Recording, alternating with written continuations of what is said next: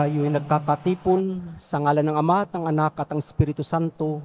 Amen. Ang pagpapala ng ating Panginoong Jesucristo, ang pag-ibig ng Diyos Ama at ang pakipag-isa ng Banal na Espiritu naway sumainyong lahat. At sumaiyo rin.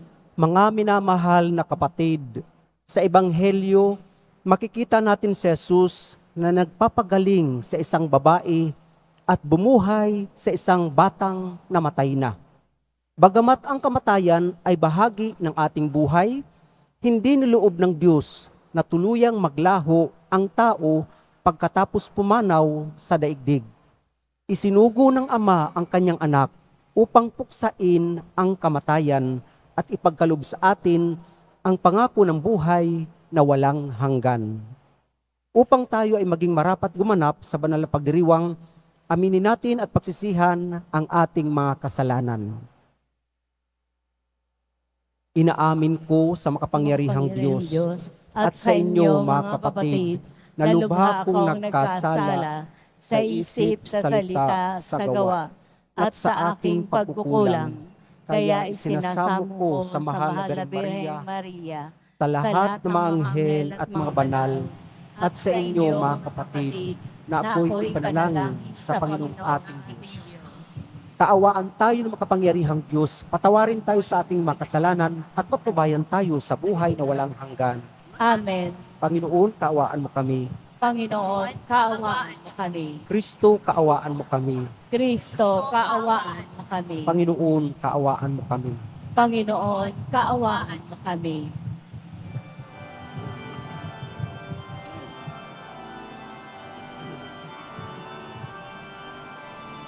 Papuri sa Diyos, papuri sa Diyos, papuri sa Diyos ako'y taasan.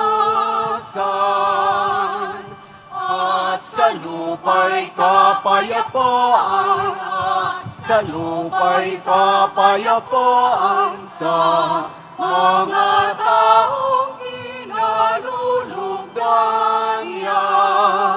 Pinupuri ka namin, pinarangal ko namin, sinasamba ka namin, ipinagbubuni ka namin, pinasasalamatan ka namin. Dahil sa dakila mo ang kinapurihan, Panginoong Diyos, Hari ng langit, Diyos amang makapangyarihan sa lahat. Panginoong Jesucristo, bugtong na anak, Panginoong Diyos, Kordero ng Diyos, anak ng Ama. Ikaw na nagalis ng mga kasalanan ng sanlibutan. Maawa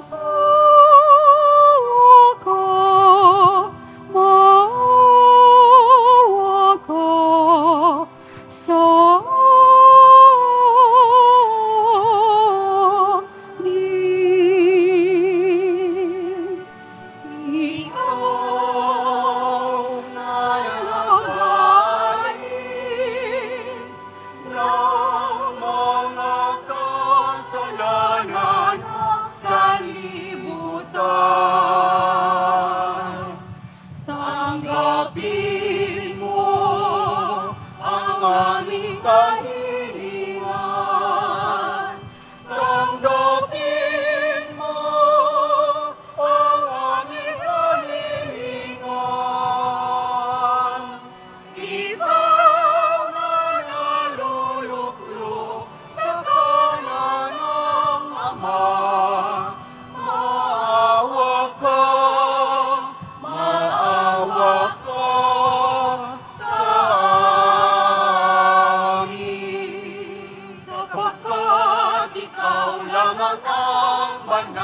at ang kataas-taasan.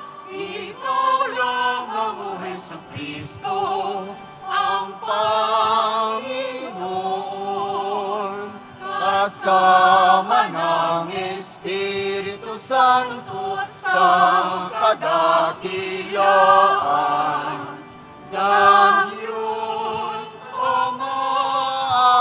Amen. Ng Diyos Ama. Amen. Papuri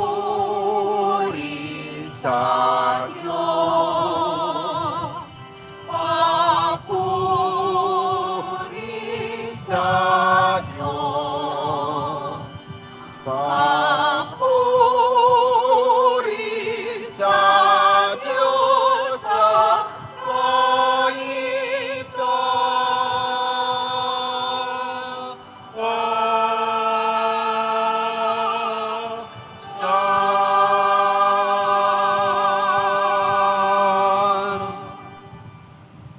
Manalangin tayo. Ama naming makapangyarihan, kaming iyong mga kinupkup ay niloob mong maging mga anak sa liwanag mong kaloob. Huwag mong ipahintulot na sa katiwalian kami ay masangkot. Panatilihin mo kaming nagliliwanag sa iyong katapatang lubos na sumisikat. Sa pamagitan ni Jesucristo kasama ng Espiritu Santo, magpasawalang hanggan. Amen. Magsipo muna po ang lahat. Pagbasa mula sa Aklat ng Karunungan. Ang kamatayan ay hindi likha ng Diyos. Ang pagkamatay ng alinmang may buhay ay hindi niya ikinalulugod. Ginawa niya ang bawat nilalang upang magpatuloy, at lahat ng nilalang niya ay mabuti at mahusay. Wala silang kamandag na nakamamatay. Ang kamatayan ay di naghahari sa daigdig na ito, sapagkat ang katarungan ng Diyos ay walang kamatayan. Pagkat ang tao'y hindi nilikha ng Diyos para mamatay, kundi para maging larawan niyang buhay. Ngunit dahil sa pakana ng Diablo, nakapasok ang kamatayan at ito ang kahihinatnan ng mga napailalim sa Kanya.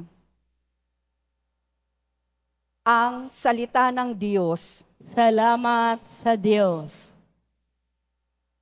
Poong sa akin nagligtas, ang dangal mo'y aking galak. Poong sa akin nagligtas, ang dangal mo'y aking galak. O Panginoong ko, sa iyong ginawa, kita'y pinupurit, ako'y iniligtas.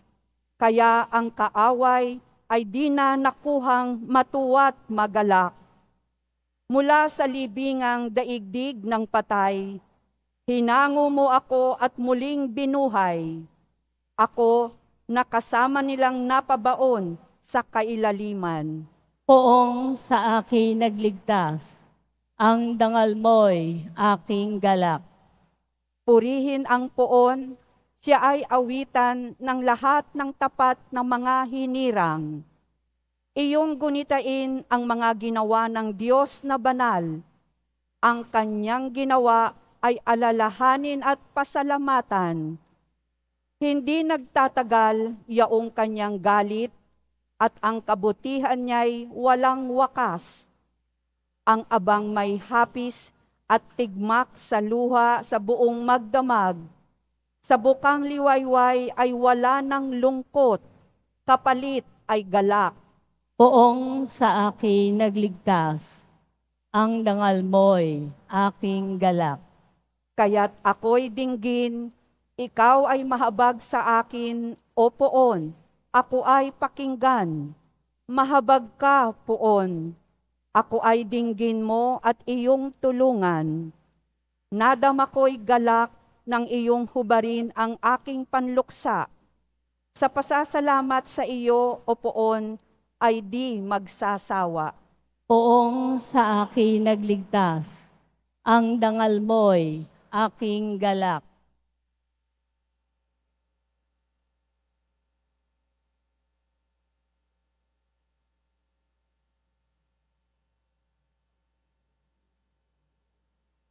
Pagbasa mula sa ikalawang sulat ni Apostol San Pablo sa mga taga-Korinto.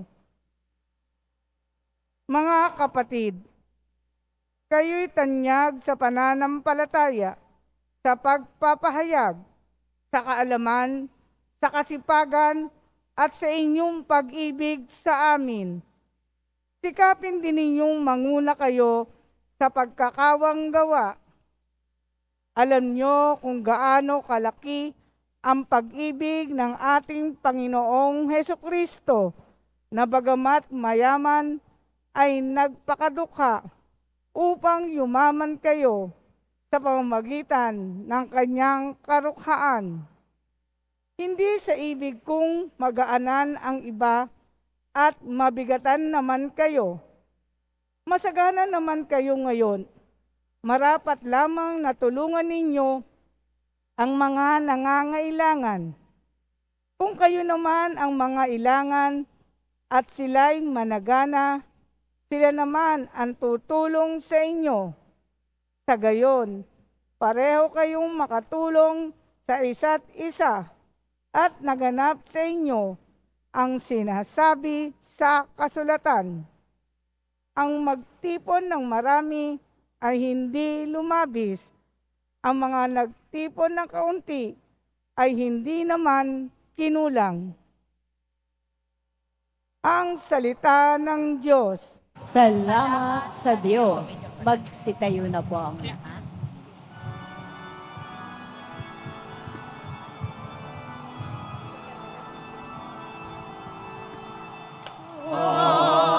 Alleluia, Alleluia,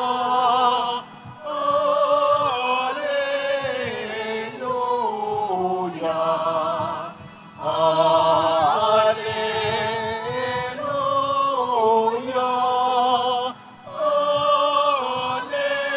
Alleluia.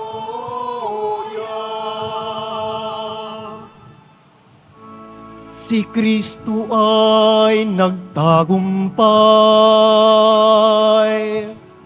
nalupig ang kamatayan,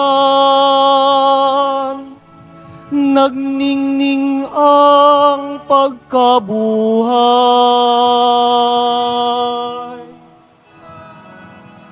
Alleluia, Alleluia, Alleluia,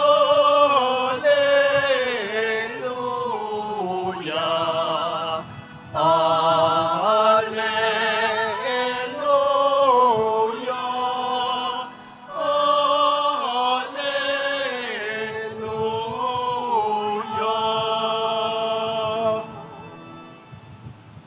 Sumainyo ang Panginoon. At sumaiyo rin. Ang mabuting balita ng Panginoon ayon kay San Marcos. Papuri sa iyo, Panginoon.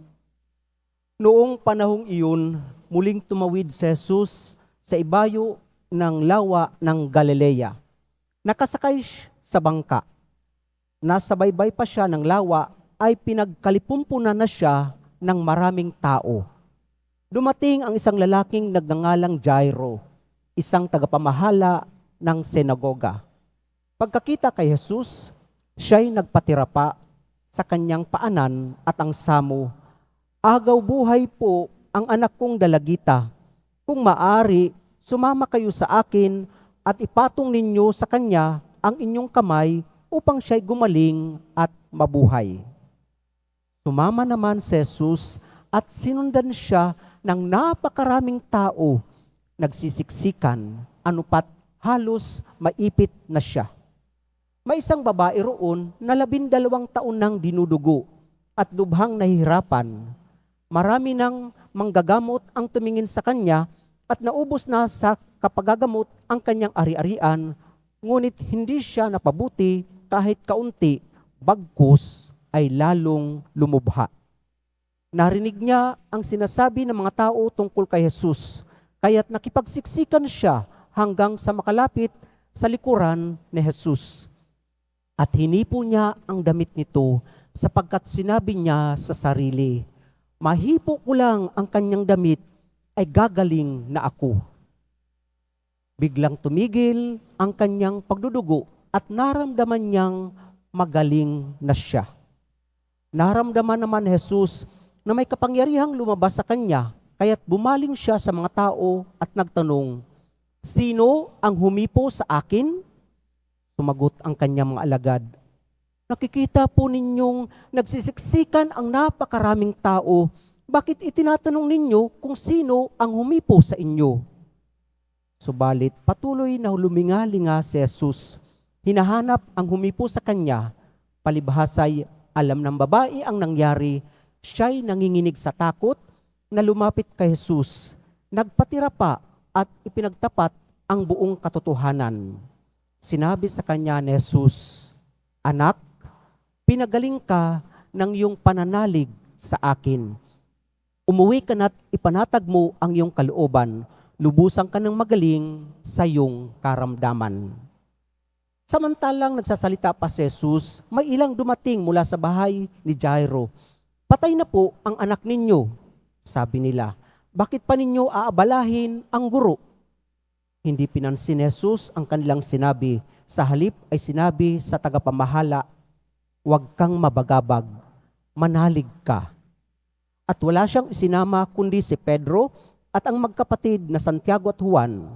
Nang dumating sila sa bahay ng tagapamahala, nakita ni Jesus na gulong-gulo ang mga tao. May nananangis pa at nananaghoy. Pagpasok niya ay kanyang sinabi, bakit kayo nagkakagulo at nananangis? Hindi patay ang bata, natutulog lamang. Ngunit pinagtawanan siya ng mga tao. Pinalabas niya ang lahat maliban sa ama't ina ng bata at sa 3 alagad, at sila'y pumasok sa kinaroroonan ng bata. Hinawakan niya ito sa kamay at sinabi, Talita kumi, nang ibig sabihin, ining, sinasabi ko sa iyo, magbangon ka. Pagdakay, bumangon ang bata at lumakad. Siya'y 12 taon na. At namangha ang lahat, mahigpit na ipinagbili ni Jesus na huwag ipaalam ito kanino man. At inuutos niyang bigyan ng pagkain ang bata. Mga kapatid, ang mabuting balita ng ating kaligtasan. Pinupuri ka namin, Panginoong Heso Kristo. Magsiupo muna po ang lahat. Magsiupo ang may upuan, ang wala wag. Amen. Palakpakan natin ang Panginoon. Mga kapatid, sa ating ebanghelyo, napakaganda, punong-puno ng buhay. Punong-puno ng buhay at hindi kamatayan. Punong-puno ng pag-asa at hindi kawalan ng pag-asa. Sige po, baybayin natin, himayin natin ang ating ebanghelyo. Sabi dito ay, tumawid si Jesus sa lawa ng Galilea, nasa baybay pa siya ng lawa, pero pinagkalipumpunan na siya ng maraming tao. At si Jairo, tagapamahala ng sinagoga, lumapit sa kanya. Nagpatira pa sa paanan ni Jesus at ang samo, agaw buhay po ang anak kong dalagita. Kung maaari, sumama kayo sa akin at ipatong ninyo sa kanya ang inyong kamay upang siya'y gumaling at mabuhay.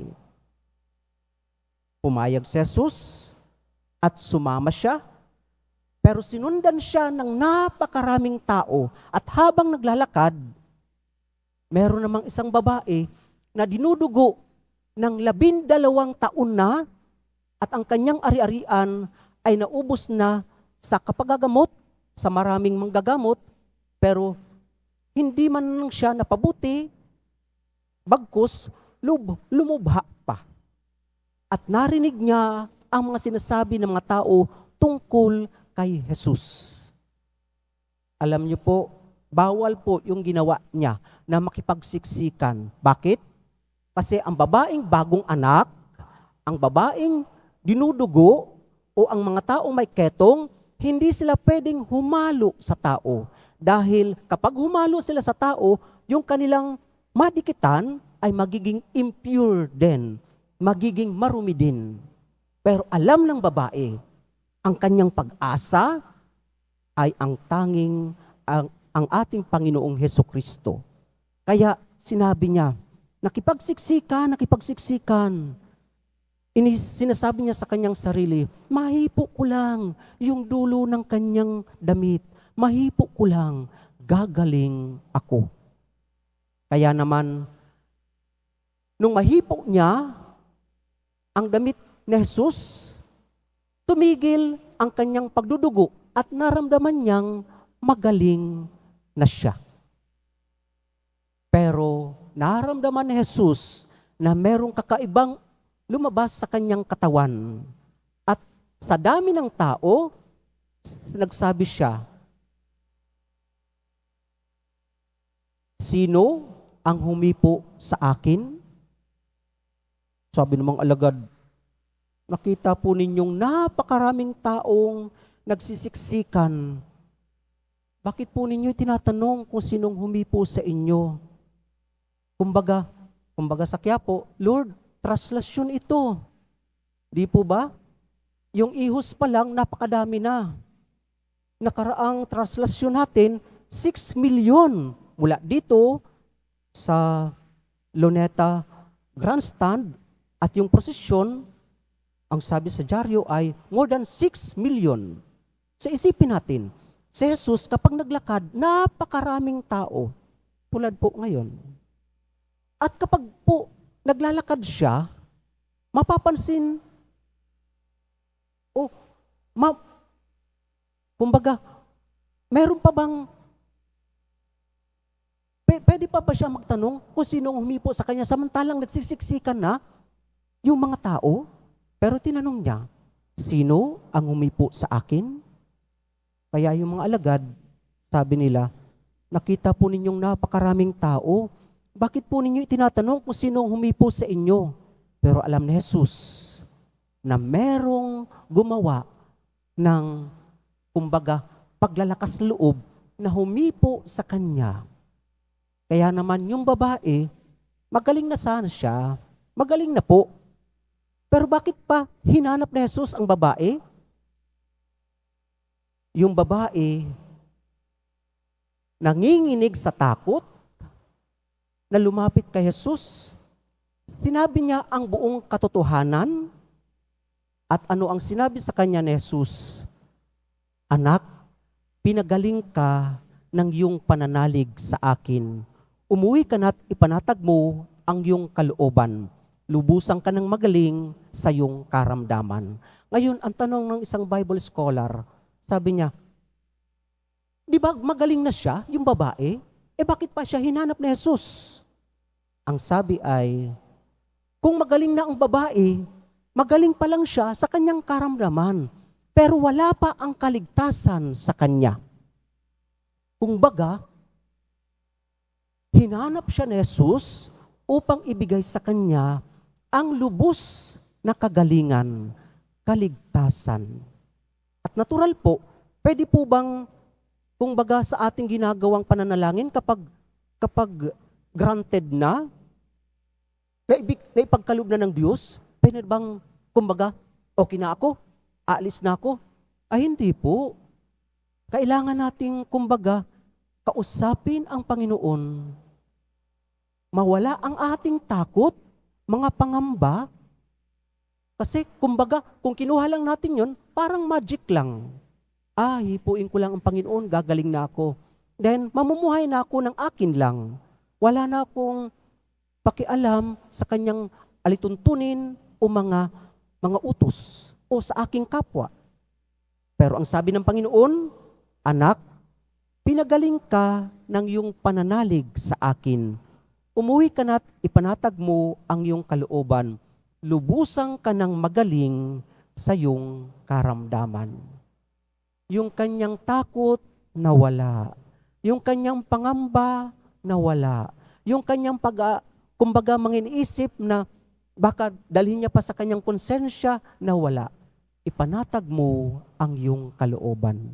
Lubusang ka ng magaling sa iyong pananalig sa akin. Kaligtasan. Ito yung nais ng Panginoon sa bawat pinagagaling niya.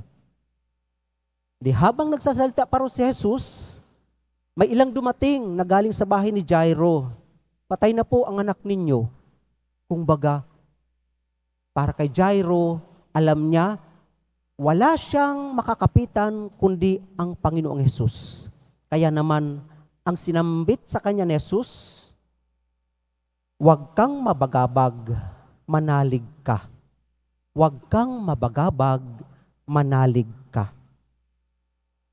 Kaya naman, pumunta sila sa bahay, pero pagdating sa bahay, nagkakagulo na, mayroon pang nananangis, kaya sinambit ni Jesus, bakit kayo nananangis? Hindi patay ang bata, natutulog lamang siya. Pinagtawanan ang Panginoong Jesus. Pinalabas niya ang mga tao, kanyang isinama lamang ang mag-asawa kasama ang 3 alagad. At pagpasok sa bahay, hinawakan ni Jesus ang bata sa kamay, kanyang sinabi, Talita kumi, na ibig sabihin, Ining, sinasabi ko sa iyo, magbangon ka. Pagdakay, bumangon ang bata at lumakad. Siya'y 12 taon na at namangha ang lahat. At inuutos ni Jesus na huwag ipaalam ito kanino man at bigyan ng pagkain ang bata. Mga kapatid, walang duda. Ang kapangyarihan ng Panginoong Jesucristo ay nag-uumapaw. Kahit po tayo magduda, hindi magbabago ang kapangyarihan ng Diyos. At ang ating pangailangan, ang Panginoong Diyos lang ang makatutugon. Kaya naman sa ating mga paghahanap, sino ang ating katugunan? Ang Panginoong Diyos. Ang ating magiging tugon ay ang ating pananampalataya. Ang ating pananampalataya. May mga pagsubok man tayong pinagdadaanan, karanasan ng kamatayan, namatayan na tayo, pero alam natin, ang kamatayan ay hindi nakapagbibigay ng kapurihan sa Diyos. Dahil ang Diyos ay Diyos ng buhay. At hindi lang kamatayan, physical death yung ating naranasan, kundi kapag tayo nawalan daw ng pag-asa, patay tayo. Walang espiritu. Pero ano ang ginawa ng Panginoong Hesus sa 2 milagro na kanyang ginawa? Ang pag-ibig niya ay napaka-personal. Noong nagsumamo si Jairo, sumama siya. Naglakad kasama si Jairo at ang mga alagad at napakaraming tao. At yung babae na lumapit sa kanya upang mahipo ang kanyang laylayan ng damit, kanyang kinausap. Nakipag-usap siya. Sino ang humipo sa akin? Kaya naman, sinambit niya, Anak, pinagaling ka ng iyong pananalig sa akin. Umuwi ka na't ipanatag mo ang iyong kalooban. Lubusan ka ng magaling sa iyong karamdaman. At nagpatuloy siya sa paglalakad patungo sa bahay ni Jairo. Hindi lang natin alam kung gaano kalayo. Pero dumalaw si Jesus, pumunta sa kwarto ng batang patay, kanyang pinagaling, hinawakan sa kamay, kanyang sinambit, Talita kumi, Ining, sinasabi ko sa iyo, magbangon ka. Mga kapatid, opo, ang presensya ng ating Panginoong Jesucristo ay napaka-personal. Amen? God is good all the time. Palakpakan natin ng Panginoon. Opo mga kapatid, napaka-personal ng pag-ibig ng Diyos. Yung ating mga karanasan, hindi nalalayo sa karanasan ng puong Nazareno. Nakikilakbay siya sa atin, nakikipag-usap, at dumadalaw sa atin. Noong 1986 po, na-hospital po yung tatay ko. He was in PGH for 3 months. Pero alam niyo pong napakagandang karanasan ko.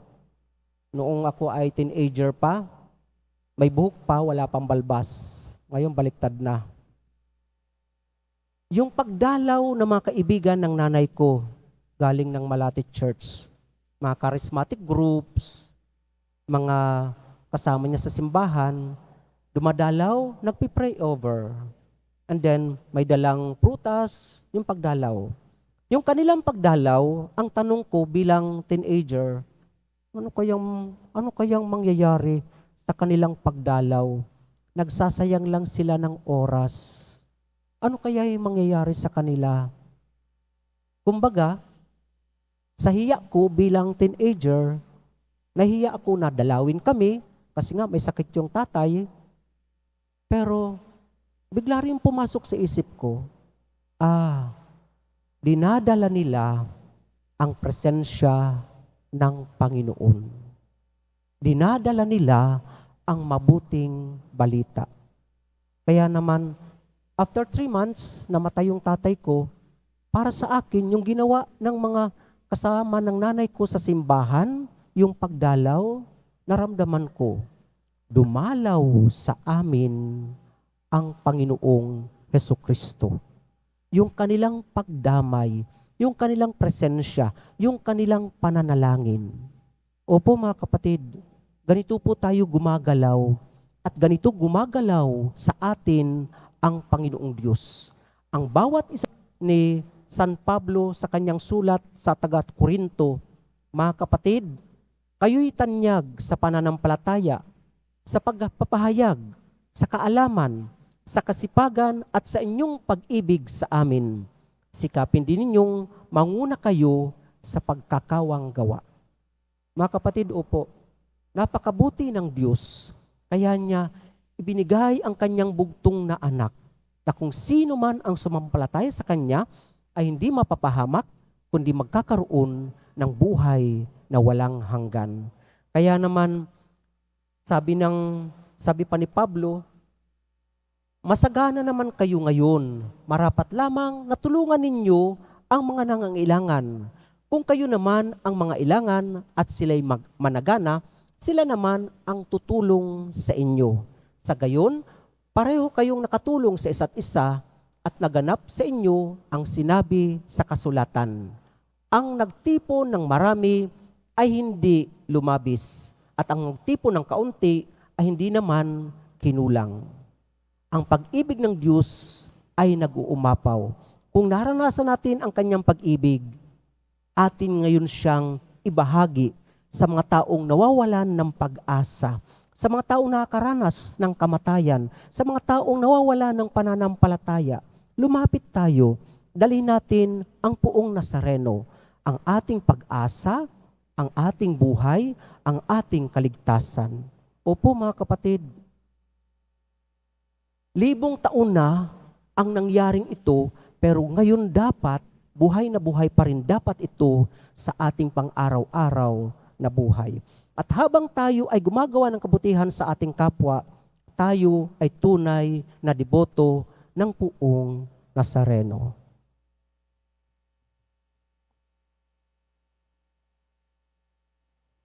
Magsitayo na po ang lahat. Sumasampalataya ako Sa Diyos amang makapangyarihan sa lahat, na may gawa ng langit at lupa. Sumasampalataya ako kay Jesucristo, iisang anak ng Diyos, Panginoon nating lahat. Nagkatawang tao siya, lalang ng Espiritu Santo, ipinanganak ni Santa Mariang Birhen, pinagpakasakit ni Poncio Pilato, ipinako sa krus, namatay, inilibing, nanaog sa kinaroroonan ng mga yumao, nang may gatong araw na buhay na maguli, umakyat sa langit, naluluklok sa kanan ng Diyos, amang makapangyarihan sa lahat. Doon magmumulang paririto at hukom sa nangabubuhay at nangamatay na tao.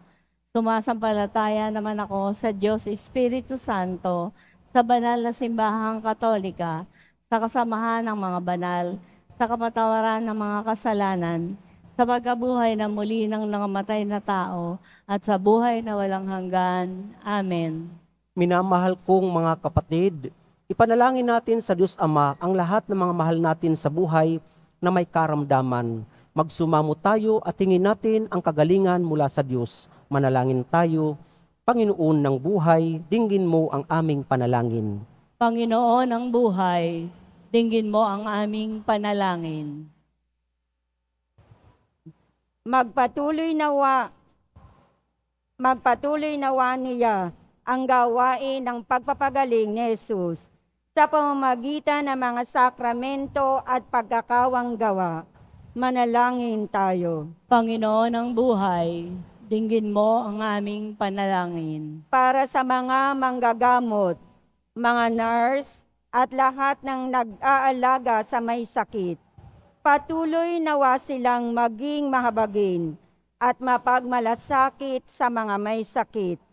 Manalangin tayo. Panginoon ng buhay, dinggin mo ang aming panalangin. Para sa mga nasa buhay religyoso, manatili nawa silang mga aktibo, saksi at tagahatid ng paghihilom na dulot ni Kristo. Manalangin tayo. Panginoon ng buhay, dinggin mo ang aming panalangin. Para sa ating mga natitipon ngayon, masundan nawa natin si Jesus sa pamamagitan ng pagbabahagi ng mga biyayang ating tinanggap sa mga kapatid nating nangangailangan. Manalangin tayo. Panginoon ng buhay, dinggin mo ang aming panalangin. Para sa mga nagluluksa sa pagpanaw ng kanilang mga minamahal, makatagpo nawa sila ng paglingap mula sa Panginoong nagkaloob ng buhay na walang hanggan. Manalangin tayo. Panginoon ng buhay, dinggin mo ang aming panalangin. Sa katahimikan ng ating puso, ating idalangin ang ating mga personal na kahilingan. Ama naming banal, isinugo mo sa amin ang iyong anak upang pagalingin ang aming katawan, isip at kaluluwa. Ipagkalubong lagi naming pakinabangan ang kanyang kapangyarihang magpagaling ngayon at magpakailanman. Amen. Magsiupo muna po ang lahat.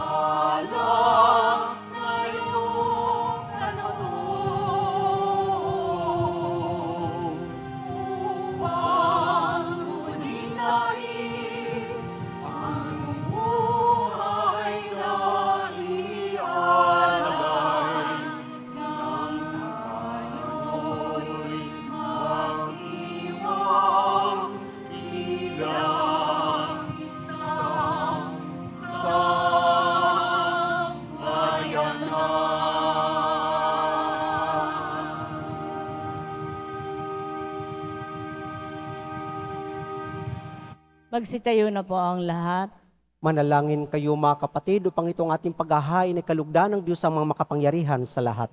Tanggapin nawa ng Panginoon itong paghahain sa iyong mga kamay, sa kapurihan niya at karangalan sa ating kapakinabangan at sa buong sambayanan niyang banal. Manalangin tayo.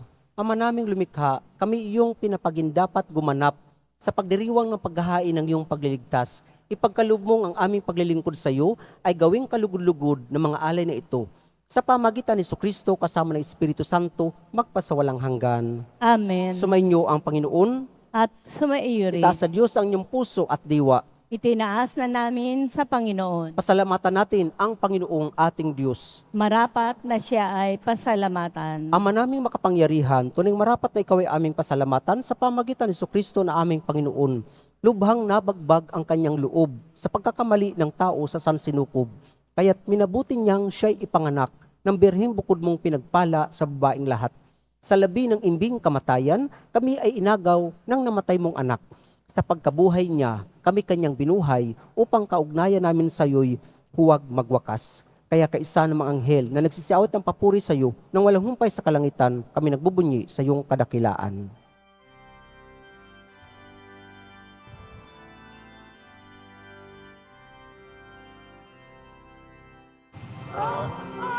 Santo, Santo, Panginoong Diyos ng mga hukbo, napupuno ang langit at lupa ng kadakilaan mo.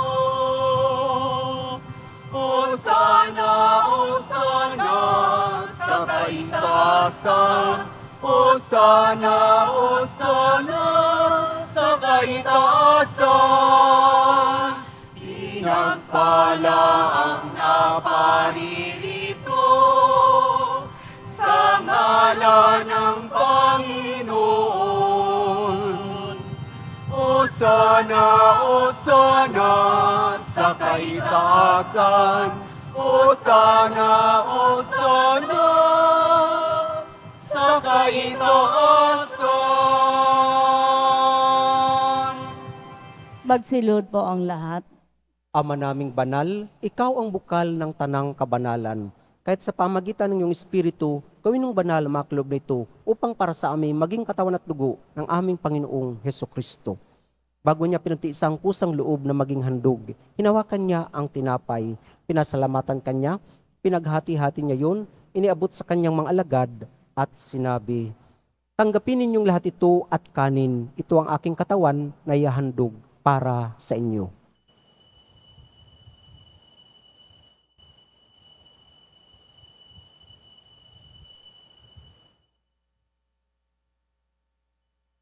Gayon din naman, nung matapos ang hapunan, hinawakan niya ang kalis, muli kanyang pinasalamatan. Iniabot niya ang kalis sa kanyang mga alagad at sinabi, tanggapin ninyong lahat ito at inumin, ito ang kalis ng aking dugo, ng bago at walang hanggang tipan. Ang aking dugo ay bubuhos para sa inyo at para sa lahat sa ikapagpapatawad ng mga kasalanan. Gawin ninyo ito sa pag-alala sa akin.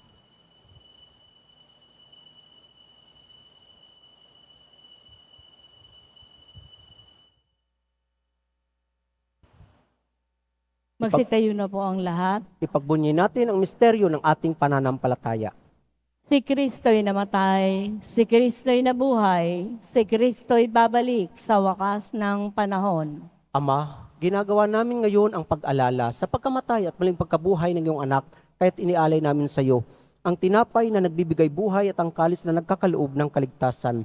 Kami nagpapasalamat dahil kaming minarapat na tumayo sa harap mo para maglingkod sa iyo. Isinasamo namin kaming magsasalo-salo sa katawan at tugo ni Kristo ay mabuklod sa pagkakaisa sa pamagitan ng Espiritu Santo. Ama, lingapin mo ang iyong simbahang laganap sa buong daigdig.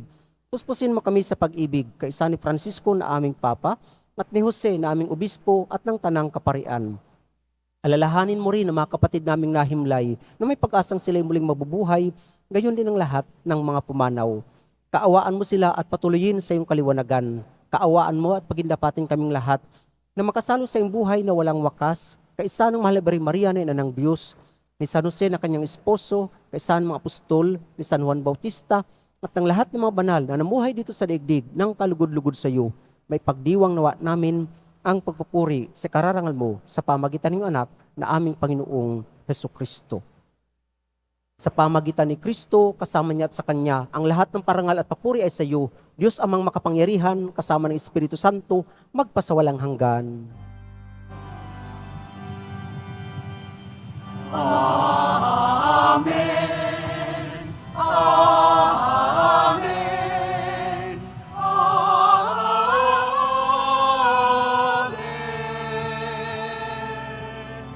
Amen.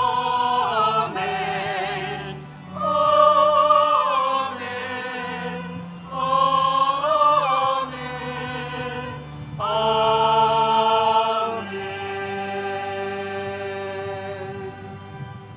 Sa pamagitan ng sakramento ng binyag, tayo'y naging mga anak ng Diyos.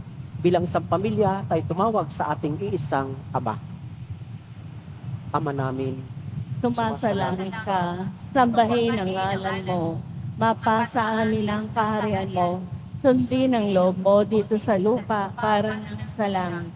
Bigyan mo kami ngayon ng aming kakanin sa araw-araw, at patawarin mo kami sa aming mga sala, para ng pagpapatawad namin sa nagkakasala sa amin. At huwag mo kaming ipahintulot sa tukso, at iadya mo kami sa lahat ng masama. Amen.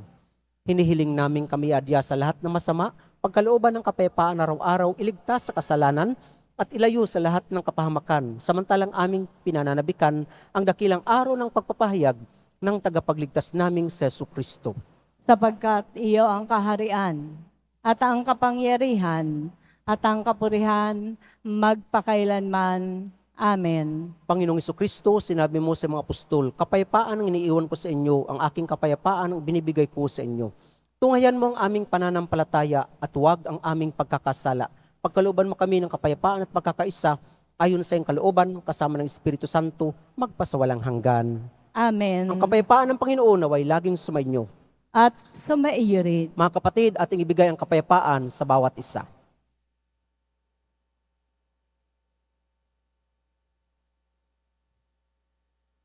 Kordero ng Diyos, Na nag-aalis ng mga kasalanan ng sanlibutan, maawa ka sa amin. Kordero ng Diyos na nag-aalis ng mga kasalanan ng sanlibutan, maawa ka sa amin. Kordero ng Diyos na nag-aalis ng mga kasalanan ng sanlibutan, ipagkaloob mo sa amin ang kapayapaan. Magsilud po ang lahat.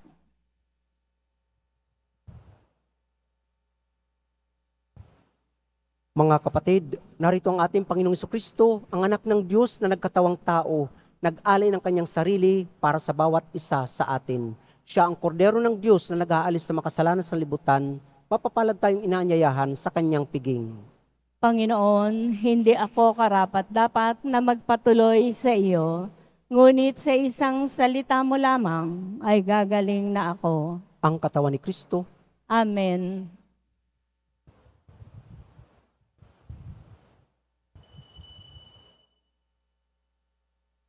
Para po sa lahat ng tatanggap ng banal na komunyon, sasagot po tayo ng amen. Pagkasabi po ng pare o ng lay ministers ng katawan ni Kristo, at isubo po agad sa bibig bago umalis sa harapan ng pare o lay ministers. Sumunod po tayo at maraming salamat po.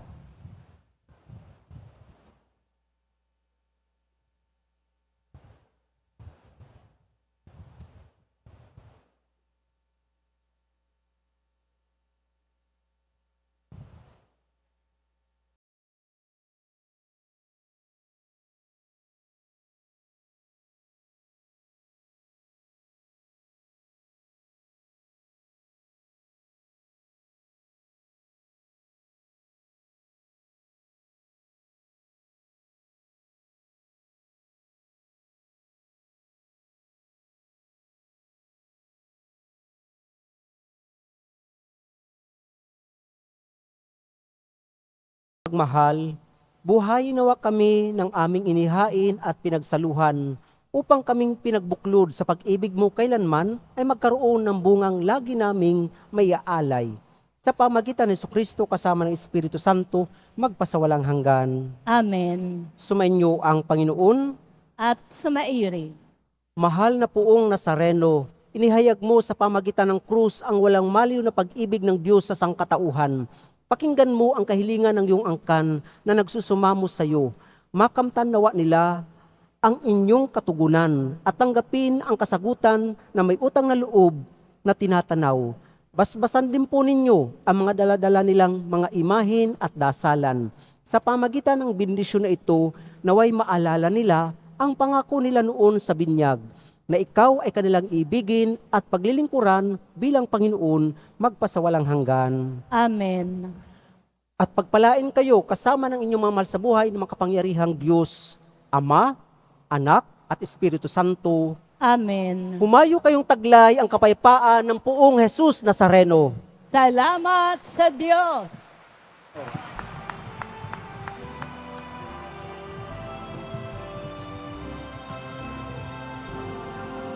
Padre Jesus Nazareno, sinasamba ka namin. Pinirito ka namin. Aral mo ang aming buhay at kaligtasan.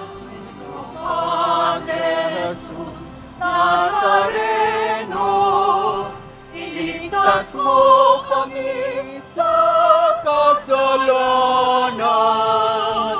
Ang krus mong kinamatayan ay sagisag ng aming kaligtasan.